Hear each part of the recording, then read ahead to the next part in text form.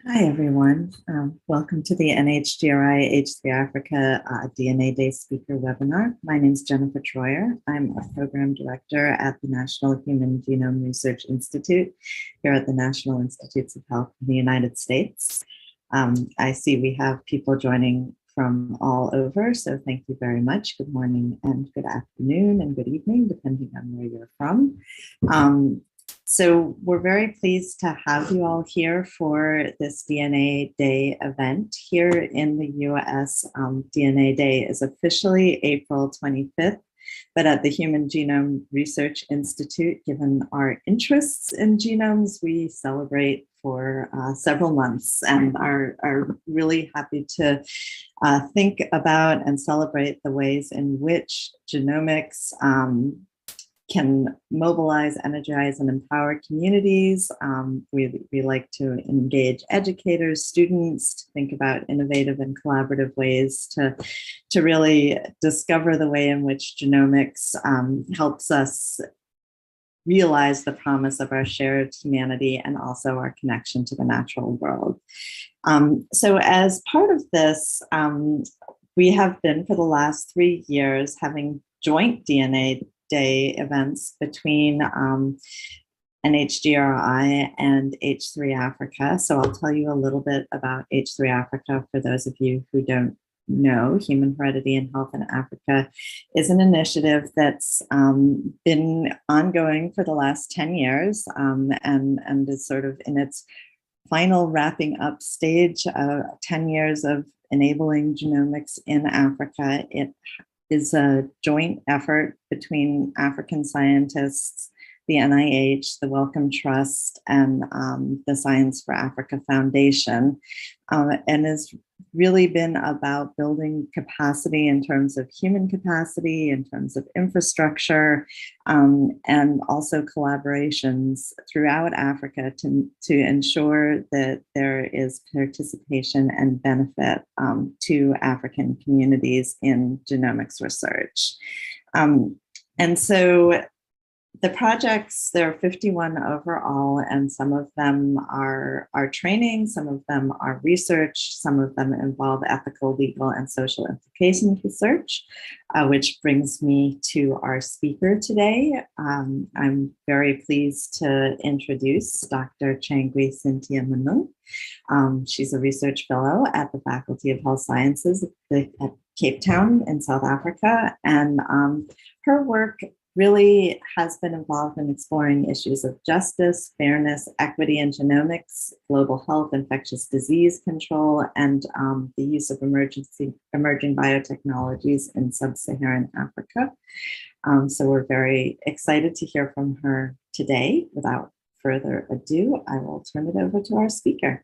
Nchangwi, take it away. Thanks, Jennifer, and for the very nice introduction. Much of what I will speak on today comes from the work I did for the H3 Africa Fellowship. So it is a real pleasure to speak at this NHGRI H3 Africa webinar in celebration of DNA Day. So big thanks also to the organizers for giving me this platform, and to all webinar attendees, good morning, good afternoon, or good evening, wherever you are. And thank you for making time to join us. So I will start this presentation with this extract from the article, A Vision for the Future of Genomics Research. It is authored by Dr. Collins Francis and colleagues, and it is just sort of important for me to put this up because when I started my postgraduate training as an H3 Africa Bioethics Fellow, it was one of the few present articles that I looked up to several times for direction on my research focus. And also because I've heard many people talk about the genomic revolution and precision medicine. And to me, I kept on wondering what that meant for people in Africa and if it was a reality or just another dream. So I think my perception of that has changed now over time. So for this presentation, I want to focus on this purple pillar just close to the tree there that has the label of LC. So that's ethical, legal, and social implications for genomics research. So I don't know if the authors deliberately put that pillar very high up there, but for me, I think it's important that it is a very tall pillar, sort of signaling the importance of mainstreaming ethical issues in genomics research and all genomics initiatives more broadly. So further to this article, the NHGRI has the ethical issues as a grand challenge in genomics, and they can be grouped into 4 broad categories. So the first is on social and cultural values, which is about what are our values and belief systems regarding genes or genetics or genomics, what our understanding of use of data. The second category is around genomics at the institutional and systems levels, forcing us to look at issues around priorities, social justice, equitable collaborations. The third category is about research design and implementation. And there you want to sort of look at what are stakeholder responsibilities, how do we ensure access to data and genomics technology, and ensure that genetics research is community driven. Then the fourth pillar there on genomics healthcare, sort of thinking about ethics in the translation of genomics research, its application, and there you could look at issues around equity in access and what are the priorities for each population group. So if you look at all these different ethical issues, I think what is common for me across board is that there is the importance to center equity in how we do genetics or genomics research across these 4 levels. So, but in summary, what are some of the ethical issues that come up from those 4 categories that I just presented? So the first is there is the issue of lack of diversity. There are some population groups that have not been included in genetics research, and there is the fear that they may not benefit from genetics, especially when it comes to the translation stage. There are issues around global health inequities. So will genomics actually address the global health inequities that we have? And a core issue that has come up there is the issue of access, mainly in terms of cost and coverage. There are issues around ownership of genetic data, who owns genetic data, and that discussion is moving more towards stewardship.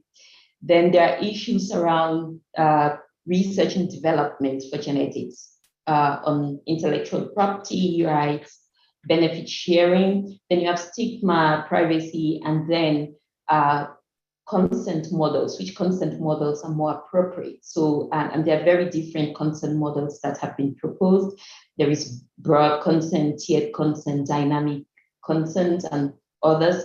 And so the question there is which is more appropriate. So I just have a screenshot also of a second article, like the first, which I found very useful to fall back on in terms of thinking about how equity needs to be centered in genomics research. And so if we look at all the ethical issues and just reflect on what is it that is the core issue. So it's not so issues of autonomy and all are important, but when you think through, I think a broader theme is around equity. And it is about saying that how do we achieve equity, or how do we advance the ideals of equity when we do genomics research, or implement genomics across board from translation right to the bedside. And so it's about thinking of equity in three broad areas. The first is health equity, then there is science equity, and a key point is around including the public voice in the use of genetic data and the implementation of genomics. So I just have also on the slide a screenshot of some of our own work on how we could achieve or advance the ideals of equity in genetics research, much more from an African perspective. And so with the H3 Africa initiative, they've done so much work around how these different ethical issues could be approached in genetics research in Africa. And one way they thought about these ethical issues, especially in relation to equity, is about designing governance models that address these different ethical issues. So you see some of the ethical issues that H3 Africa sort of addressed in the governance framework, issues around leadership, African intellectual leadership for genomics research in Africa, issues around consent, community engagement, benefit sharing, and all. This governance framework proposed by the H3 Africa initiative, specifically the ethics, legal, and social implications work group of the H3 Africa.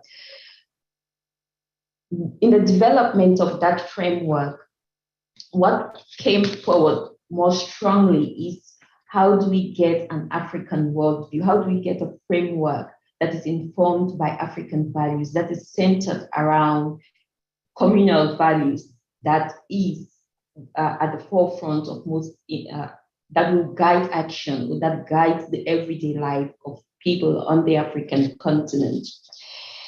And so they came up with a framework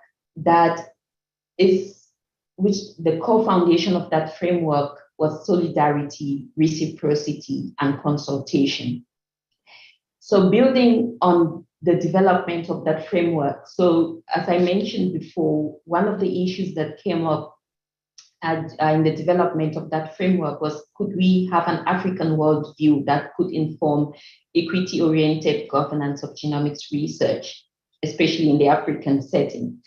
And Ubuntu, an African philosophy or an African worldview, if you prefer, came up strongly as a philosophy or a worldview or a view that could inform equity-oriented governance of genomics. And so we did a conceptual analysis of the Ubuntu philosophy to see what is it about that philosophy that we could learn from if we want to advance the ideals of equity in genomics research in Africa. So on this slide, I just have some of the principles that came up from the Ubuntu philosophy following that conceptual analysis. The principles of solidarity, reciprocity, deliberative decision-making, inclusivity, the importance of mutual trust and accountability. And I just want to emphasize that in all of these, the key message is for us to recognize our interconnectedness that is based on shared values and standards, and the importance of sharing resources for the benefit of all, especially for worse-off populations. We then moved forward to compare or to do a comparative analysis of Ubuntu and two theories of global health justice. This was important because Ubuntu, as an African worldview, is not necessarily directed at global health or health. It's a philosophy that just informs the way of life of people in sub-Saharan Africa. So I wanted to see how those principles that we identified actually speak to issues around health and health research. So we did a comparative analysis of Ubuntu and two theories of global health justice. So those two theories were shared health governance and global governance of health. And so this slide just shows some of the principles. Again, you see solidarity, reciprocity, mutual trust coming up, and then you have shared responsibility and the importance of furthering the ideals of health justice. which when we compare, it's more around solidarity. And I will come back to this slide towards the end of this presentation. So I just want to talk on some of the principles that I think are important for this talk. And also because of time, I can't go through all these principles. So a first principle from that conceptual analysis of Ubuntu and the two theories of global health justice is shared responsibility. And it is basically asking us to reflect on our own equity-oriented responsibilities. It is to say, do we have defined equity-oriented goals and outcomes? And do all stakeholders have a common understanding of these equity-oriented goals? And the point here is that if the different stakeholders do not have a common understanding of their own equity-oriented goals, then it is hard to foster equity in genetics or genomics initiatives. And so by stakeholders here, I'm referring to very different groups like researchers, healthcare workers, funders, policymakers, and the public generally. So are the funders actually thinking, and do they have a common understanding of what are their own equity-oriented goals towards ensuring that genomics benefits all populations around the world, especially worse-off populations? Do researchers have, what as a researcher, do we, when we design and implement our research projects, what are we thinking are our own equity-oriented responsibilities? And as the general public or as a patient, when I'm approached to be part of a research study, what comes to mind when I think about my own equity-oriented responsibility? What do I need to do to ensure that genomics is of benefit to all populations around the world, especially worse-off populations that may struggle to access the benefits of genetics? And this slide, nothing specific besides just to showcase what, for example, would be the equity-oriented responsibility of one stakeholder group.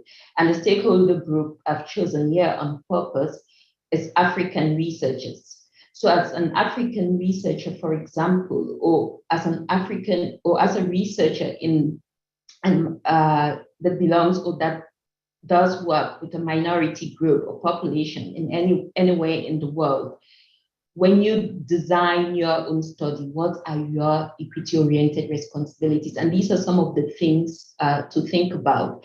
It's about saying, when you design your study, what are the priorities? Is that study actually answering a burning health problem in your study setting? It's about thinking of shared decision-making. How are you engaging with your study community? Are you doing that in a very meaningful way? Do you see them as partners? How are they contributing to the work you do? It's also about thinking of shared resources. So it's thinking about the data that you generate. How are you ensuring that that data is being used to advance health equity or to advance science equity across the world? How are you thinking about building capacity in your setting? And how are you thinking about benefit sharing and intellectual property? And I think this last point is important because at the end of the day, it will inform how populations are able to access the benefits of genomics or genetics. And I think that it has become very clearer with COVID-19 and vaccines, and even with the new trial drugs. The second principle I would love to talk about today is furthering the ideals of health justice. And the question is, will genomics translate to health benefits for study populations across the world? And the emphasis again is on worse-off populations. And it's just about thinking, what are our priorities for our study communities? What is more important? How will genomics make more impact in that setting? And in terms of research and translation as well. And again, this is another example for genetics in Africa and what could we think of as priorities. So I have 4 blocks here. What could be, for example, the priorities for genetics and genomics research in Africa? It is, for example, to look at the disease burden. What is the disease burden in Africa? It's supposed to reflect on the cost-benefit ratio, or where the genomics have maximum impact or benefit. And I know that it's difficult to say where, but it is something that as researchers or as different stakeholders, we need to constantly reflect on.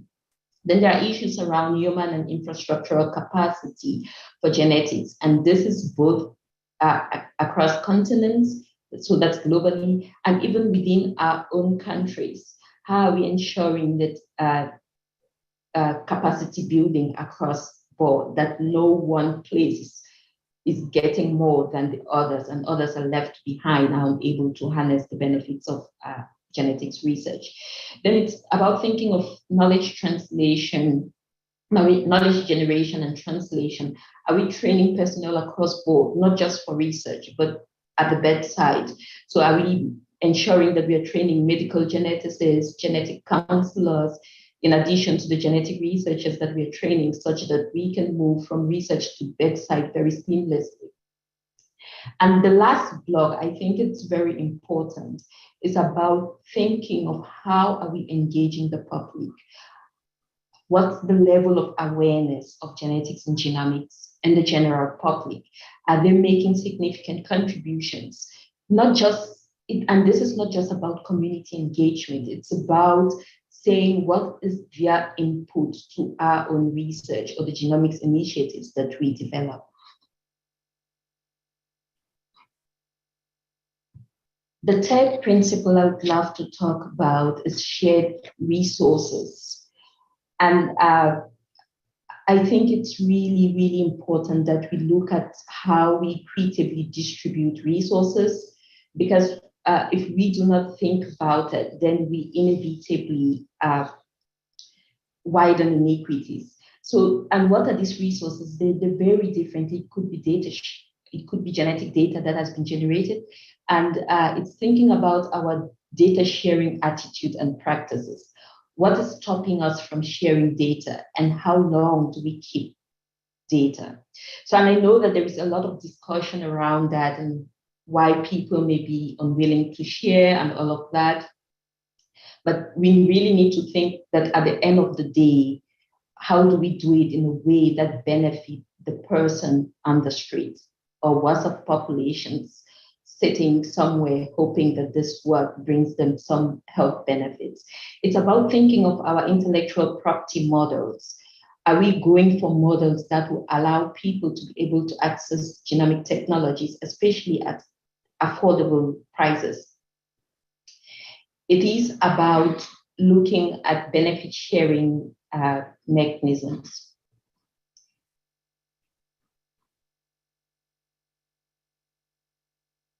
And I think throughout, I've been talking about the importance of engaging participants in genetics and genomics research.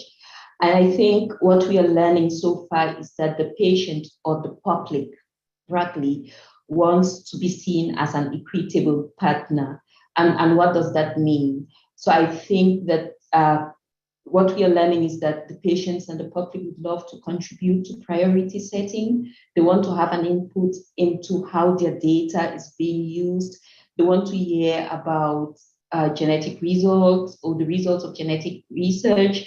And they also want to be able to access innovations that arise as a result of the use of their genetic data. So we should, going forward, be able to think of models of engaging the public as an equitable partner in genetics initiatives.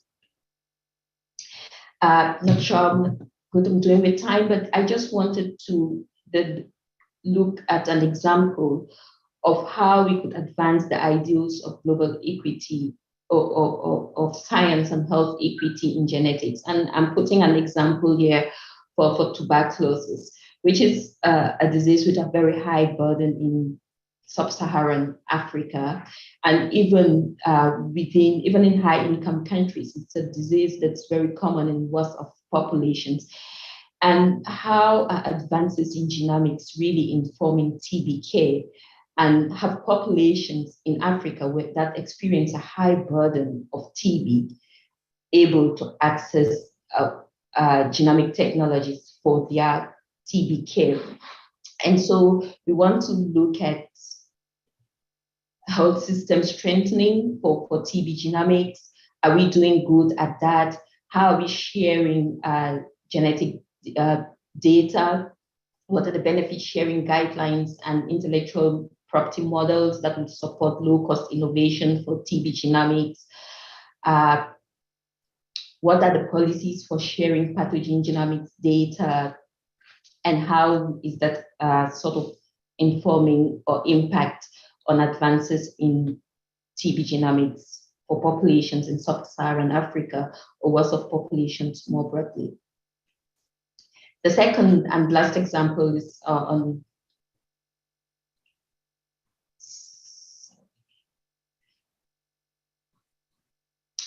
here.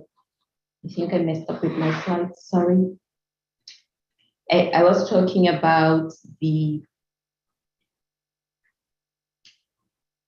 sickle cell disease and global equity and what that will mean. And it's about looking at access to genetic therapies.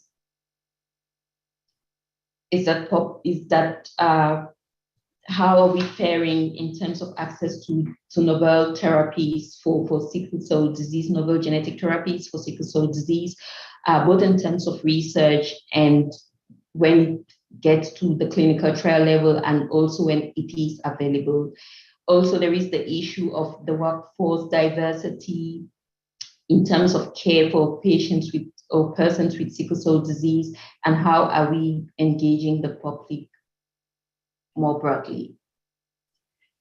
So I'm back to this slide.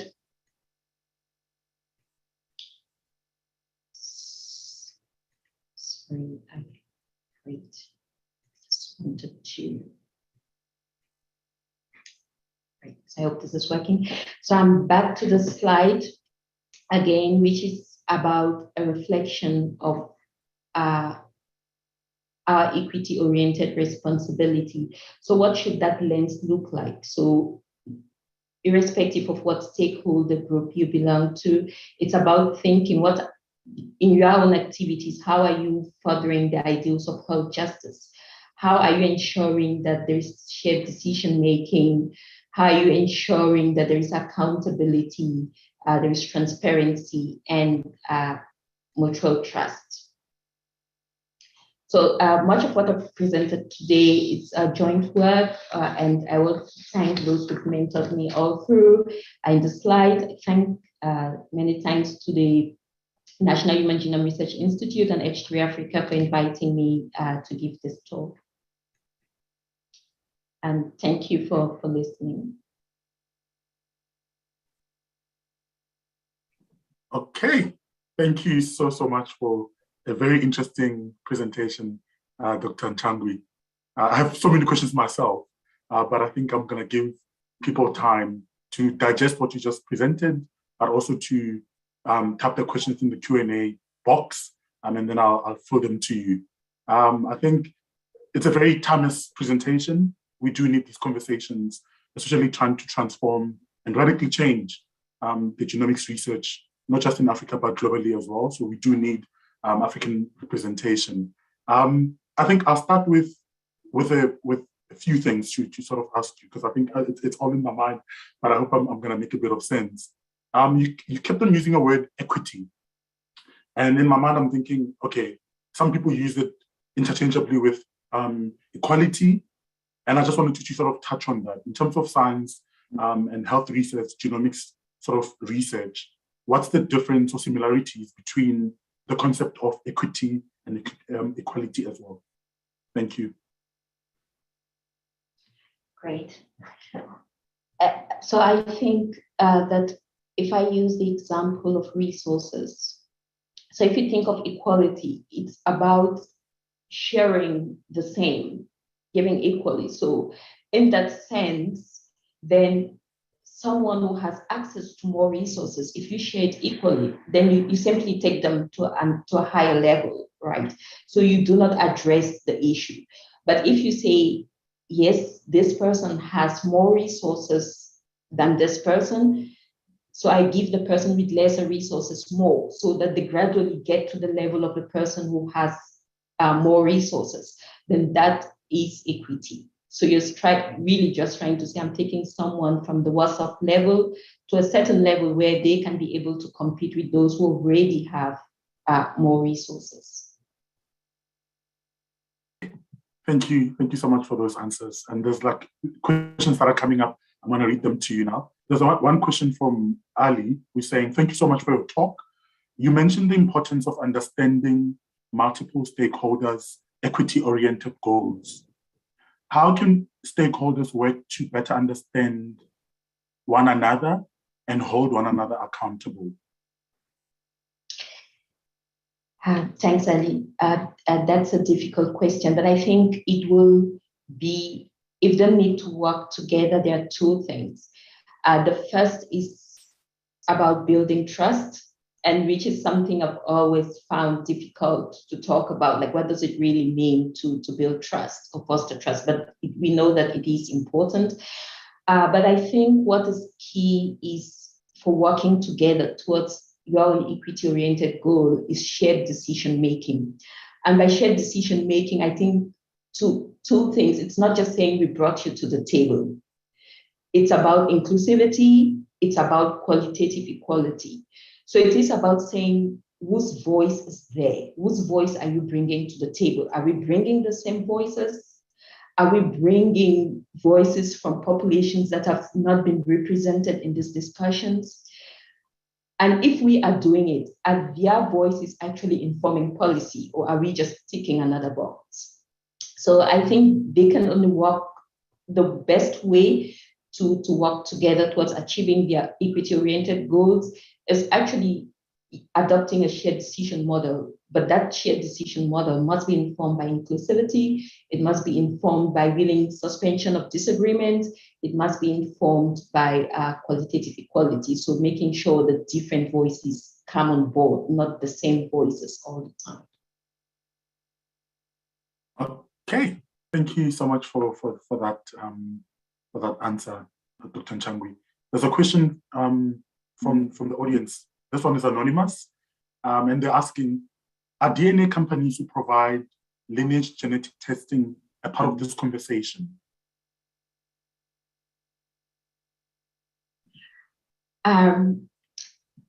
Yes, so I think that is a key stakeholder group. And in the African context, I would speak in the African context, I think commercial companies, we've shied away quite much or have not really engaged commercial entities in discussions around genetics and genomics, mainly in relation to what are their own equity-oriented responsibilities. But they are very key stakeholder group, especially if you think of it as they are key to translation of research from the bench to the bedside.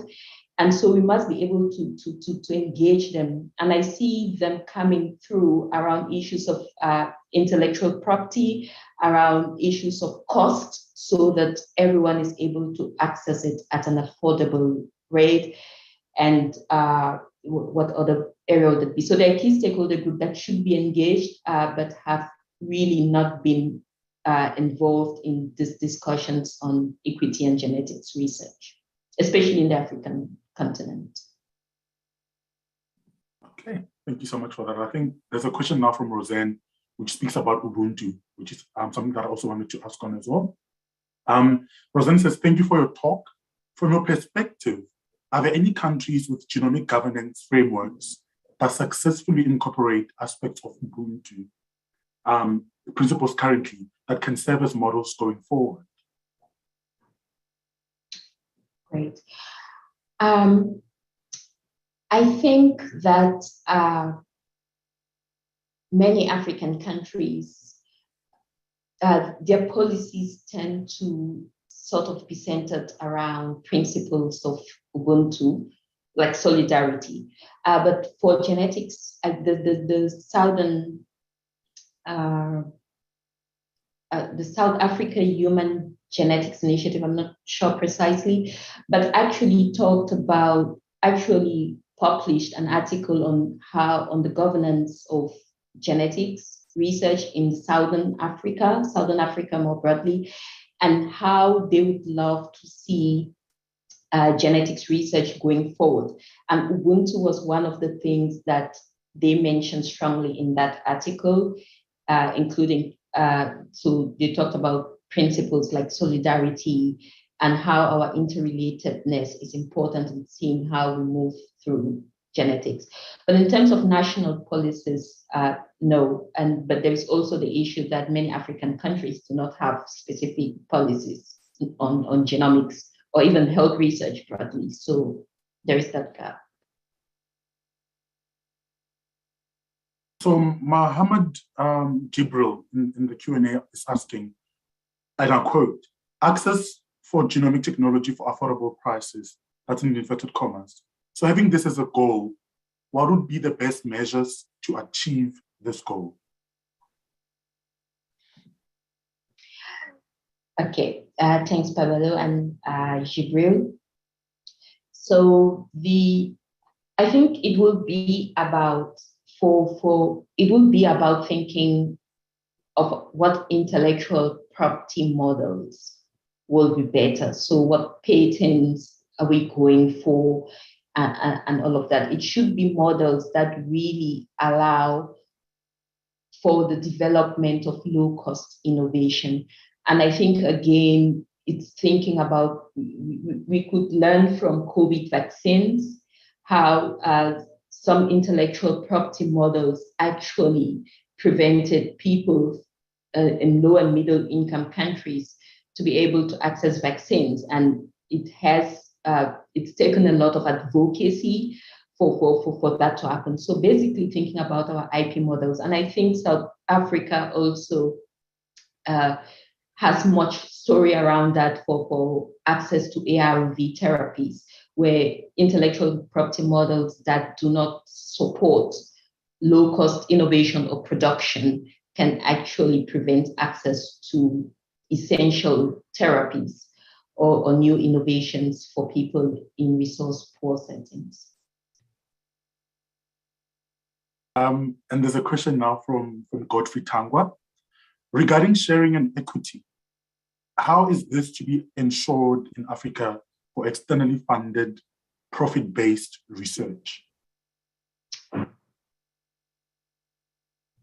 Okay, thanks, Prof. Tangwa. It's also good to know that he's on the call, because he's one of the people that has really informed my own thinking of ethical issues in genetics research and health research.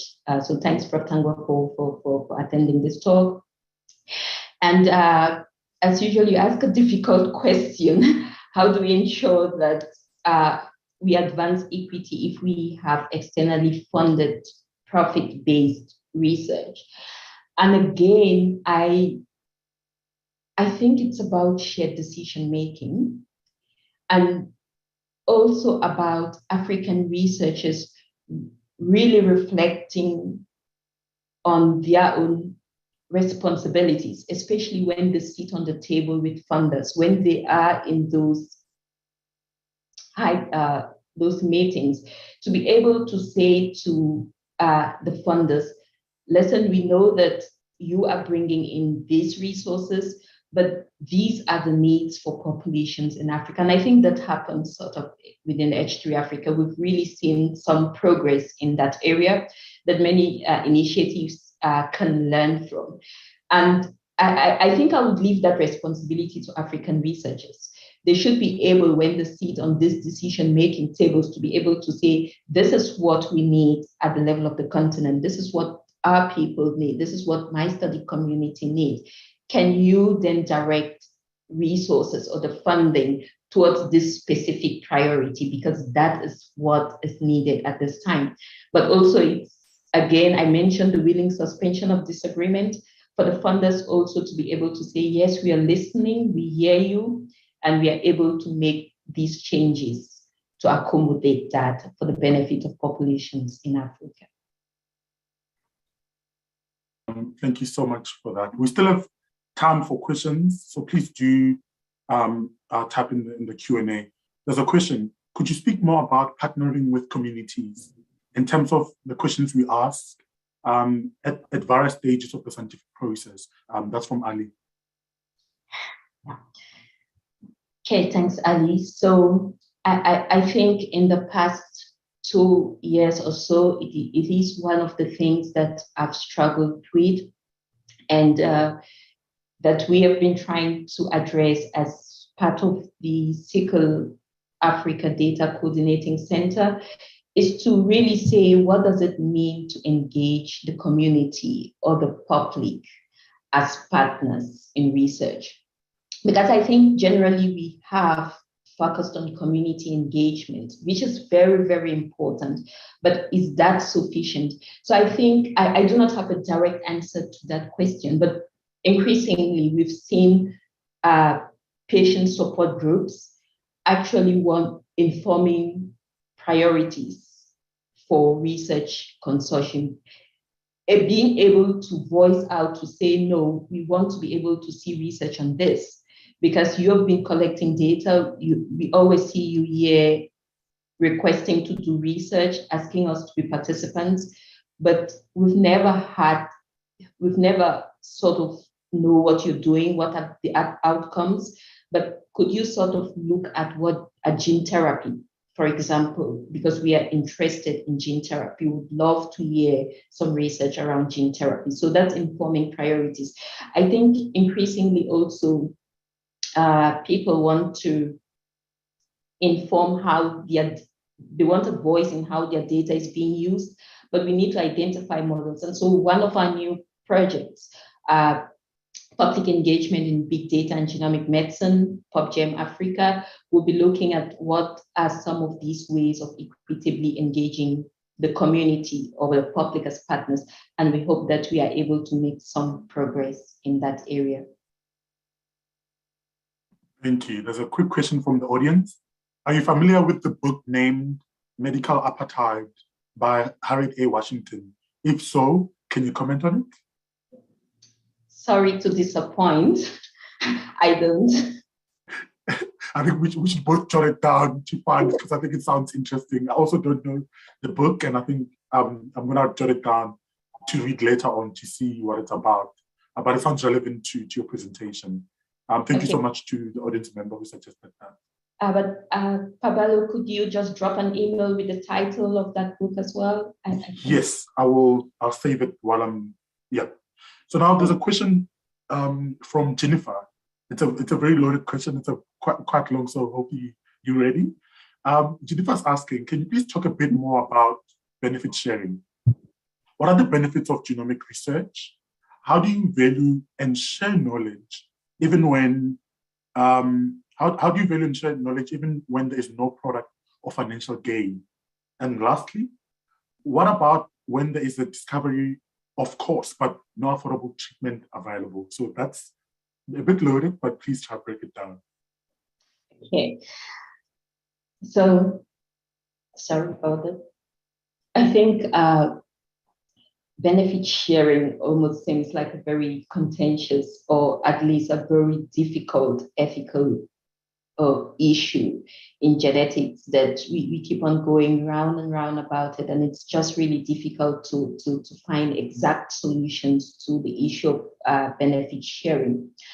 But I think from some of the qualitative research work we did as under H3 Africa, so we actually did some work on benefit sharing for genetics and genomics research in Africa, where we're asking genetic researchers, what do you think of benefit sharing?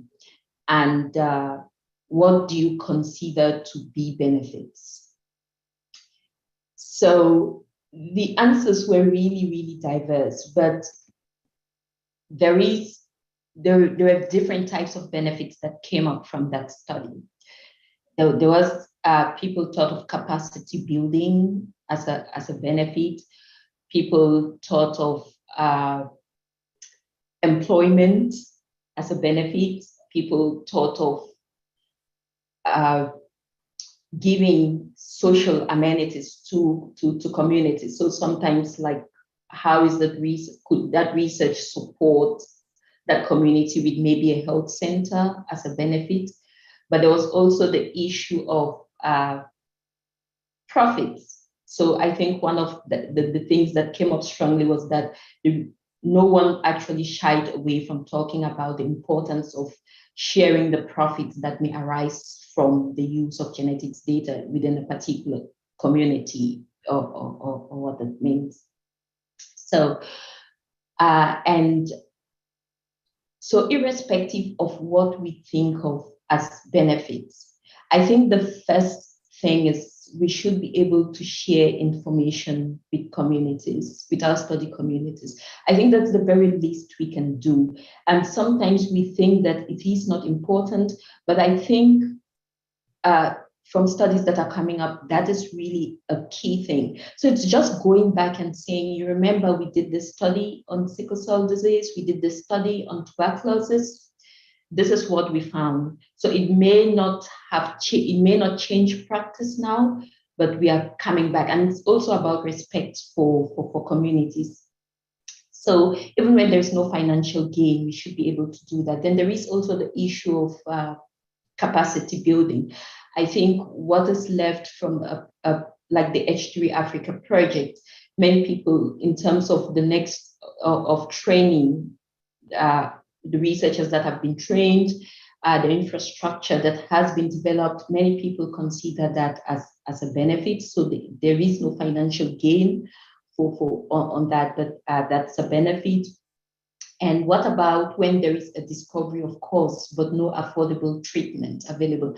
So I think it will still be going back to the community to say, this is what we found, but we need to really engage them meaningfully. So that goes back to Ali's question of how do you engage the communities? What are the models that are available? And I think in the coming years, it will be important for genomics initiatives to actually think about meaningful public engagement on the use of genetic data.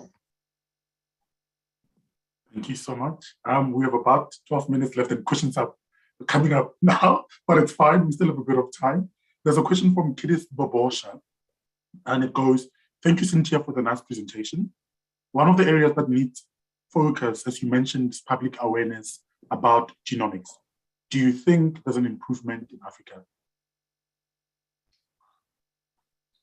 Thanks, Kidis. I think I also just want to mention, because I see Professor Makani also there. So thanks to all of them. I think these are people that have really informed my work and supported me across this journey. So it's good to also see that they are here to listen. So public awareness for genomics is really the big issue. And I think that the focus should be in that area from now onwards. And is there improvement in Africa? I'm not so sure. I don't think there is much improvement, but I think the good news is that the funding initiatives are now willing to support that kind of activity. So I mentioned PubGem Africa, which is a DSI Africa initiative, and DSI Africa is funded by the US National Institute of Health. And so PubGem Africa, it's about public engagement in genomics medicine in Africa. And that project will basically be saying, what is the best way to engage the public? What is it the public wants to know? And how do we do it in a way that is respectful? And then there is also some improvement, I think, within the Sickle in Africa initiative. I think I've learned much from them also about their public awareness, but they are focused more on patient support groups. So it's organized communities where they're saying that we see you as partners, right? We want to raise awareness about the things we do for sickle cell disease, advances, both in terms of genetics and sickle cell disease care, but that's an organized community. But again, there is still the question of how do we equitably engage engage them as partners? Are we sure that that public awareness is going through? And I think some work is ongoing in that light. Then there is the general public, which is really big. And then you're saying, how do we do that kind of awareness in a way that is meaningful and impactful?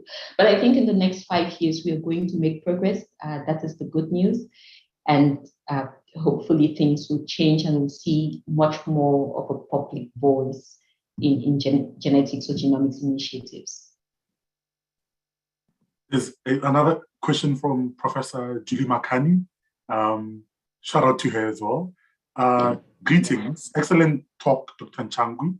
Please may you comment on investment by countries as well as global agencies, World Bank, ACE, West Africa, Ghana, Nigeria, and investment by countries, for example, in bone marrow transplant in Nigeria, Tanzania, and South Africa, critical for gene and cell therapy. So could you comment on sort of that, those investments?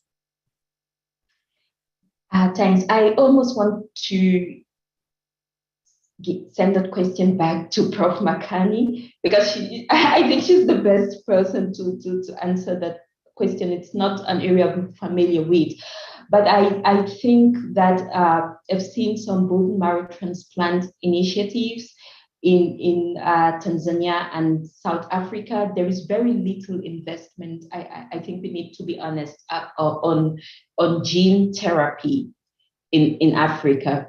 And I think that going forward, there needs to be some investment. And by investment here, I'm not talking only about financial investment. I think we need to see more research on gene therapy in Africa. About how the World Bank and other funders are investing, I really do not know. But Prof. Makani is in a better position to talk more on that.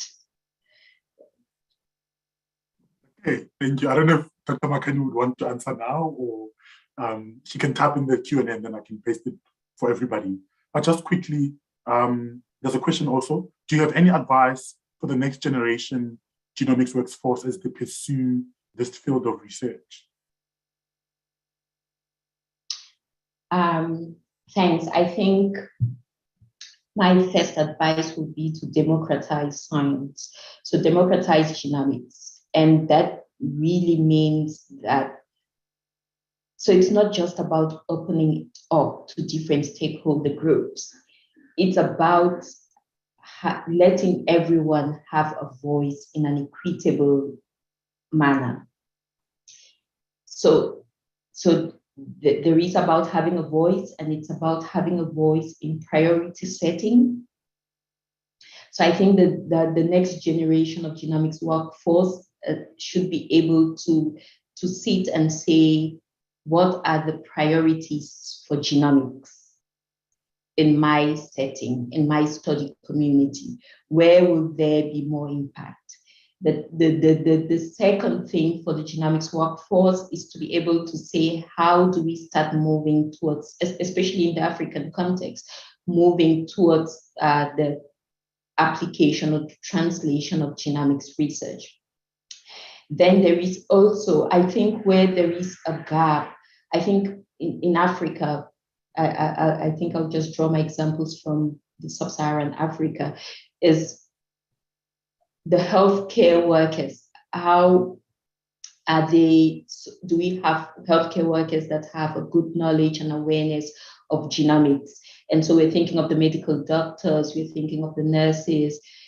Do we have medical geneticists, for example? Do we have genetic counselors? I think some investment needs to go into that. We need to see more healthcare workers actually taking interest in genetics, and institutions in Africa actually opening up spaces for training in genetics for medical practitioners. So I think I'm looking at the time and I'm very careful to not go over time, because I understand people are coming from different parts of the world and have other meetings as well. But I think we can go on literally for another hour, because people are still wanting to ask questions. But I just want to highlight the fact that there's several people who are sending in the grateful for this talk, and just complimenting you for really a brilliant and phenomenal talk. So thank you so much, Dr. Nchangwi. We appreciate it. My question, though, quickly, let me slot it in before we go. You spoke about equitable partners and how patients and participants want to be seen as contributing or sort of producing the research in genomics. And in my mind, in my very pessimistic mind, in understanding how research and science have a very painful history, but inherent power dynamics of researcher versus participant. So how do we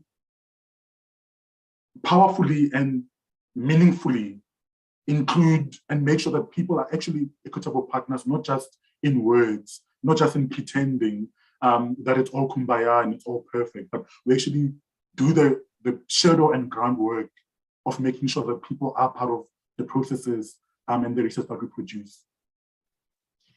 Right. I think the first thing is not making assumptions about our study communities or the public generally, not making assumptions about what they know about research. And so the first thing is actually reaching out to the public or to patient support groups, like those who have been taking part in research, and just asking them the simple question: we want you to be a partner. How do you want us to engage you? What is it you want to contribute to this process? And we haven't asked that question yet. And so we can't assume that this would be the best way until we hear from them. And again, that's about democratizing science, right? It's about saying, you tell me, how would you want to be a partner?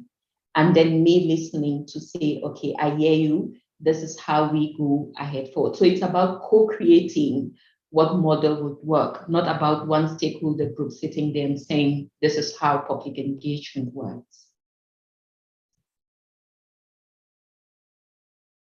I'm on mute. Thank you so much, Dr. Nchangwi. I don't know if there's about 2 minutes left. I don't know if there's anything, before I make an announcement, I don't know if you have anything else sort of to say lastly, before I draw everything to a close.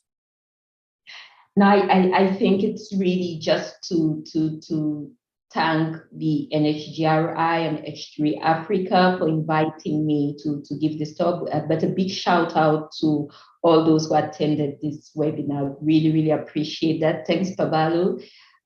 Thanks, Jennifer, Ali, Roseanne, and all of you that helped me walk through this, prepare for this. And also to thank the people that have mentored me all through the career in bioethics. And I see some of them on this call. So a big shout out to them and to my research team, because I know some of them are attending. So thank you to everyone, basically. That's what I want to say. Thank you so much, Dr. Nchangwi. Just to join you in, I saw in the attendees list that there were people that I know and they're part of your team, and it made me beam with pride and knowing that you have such support. Just to also echo your thank yous to NHGRI and to the team in the background. They know themselves. I'm not going to mention by name, but I just want to say thank you so much. This was really interesting, and I can't wait for the recording to be released. Just to say, people can email you if they want to get in touch. They can follow you on Twitter at Syntia. Just obviously she engages professionally, so you can follow her. But just quickly before we close, we have about a minute left. This was the first of the joined webinar between H3 Africa and NHGRI. And I just want to kindly ask you and inform you that we are going to have a second one, which is going to take place still this month as well. Please look at the slide. So please join NHGRI, H3 Africa for the second and final presentation, which is going to be held on Friday, April the 22nd of in 2022, so like a week from now. And it's going to be at 9 a.m. EDT. Or Eastern Daylight Time. And it's going to be presented by Dr. Yose Hamdi, who is based in Tunisia, or Institute Tunis, Institute Pasteur du Tunis in Tunisia. And she's going to be speaking on Genome Tunisia Collaborative Alliance, building population-specific reference genomes for precision medicine implementation in North Africa. Similar to this one, please do register. There's a link now that Roseanne kindly shared in the chat. Please go ahead and click on that link and register. Make sure that you get reminders, make sure that it's in your calendar. And we're going to continue talking about DNA Day, which initially started as a national day, but now it's becoming much more international. Thank you to all of you for joining us and making DNA Day international. Enjoy the rest of your day, everybody, and see you next week, Friday, for a different talk that's going to be moderated by Dr. Rolando Julius from East Africa as well. Thank you so much, everybody. Enjoy your day.